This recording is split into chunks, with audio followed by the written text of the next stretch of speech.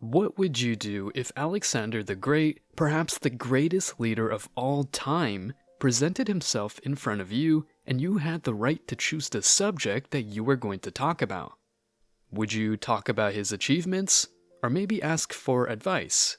Well, back in ancient times, Diogenes had this chance and, enjoying the warmth of the sun, he just asked Alexander the Great to move out of his way.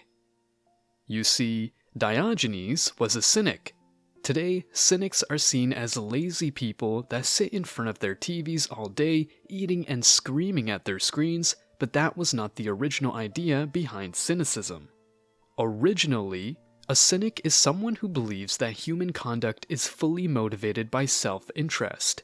Diogenes, the main representative of cynicism, even rejected most human activities and adopted the lifestyle of a dog. In fact, he liked to refer to himself as Diogenes the dog. He lived in a barrel, loved causing scenes, pleasing himself in public, and was an odd character in general. Rumor has it that when he got tired of living, he just held his breath until he was dead.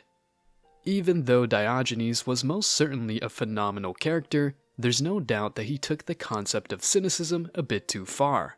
The true idea behind cynicism is to achieve happiness through the rejection of wealth, fame, and just by living a natural, independent lifestyle, connecting with nature and with your true self. Antisthenes, one of the pupils of Socrates, is regarded as the father of cynicism. He adopted and developed the ethical side of Socrates' teachings, advocating an ascetic life lived in accordance with virtue. He saw pleasure not only as something that is completely unnecessary, but also as something evil. He once said that I'd rather be mad than to feel pleasure. Antisthenes proved that virtue could be taught and that it is a way to achieve happiness as well as freedom without any possessions. Virtue is moral excellence. According to Plato, virtue consisted of 4 components: prudence, justice, fortitude, and temperance. He also stated that the 4 virtues couldn't exist independently, but there were also other attempts at defining virtue. Ancient Romans, for example, used the Latin word virtus, derived from vir, their word for man, to refer to all of the excellent qualities of men, including physical strength, valorous conduct, and moral rectitude. All in all, it is obvious that virtue is a great quality to possess.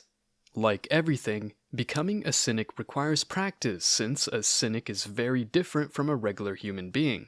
But cynics are still free to live in society. Cynics are said to be the inventors of COSMOPOLITANISM. When Diogenes was asked where he came from, he answered cosmopolites, which translates from Greek as a citizen of the world. Unfortunately, the popularity of cynicism started to rapidly decline after the 1st century and, in the 19th century, received the negative connotation that we all know very well today. Cynicism left an important mark on other Hellenistic philosophies such as Stoicism, which would then become the key behind spectacular personalities such as Marcus Aurelius.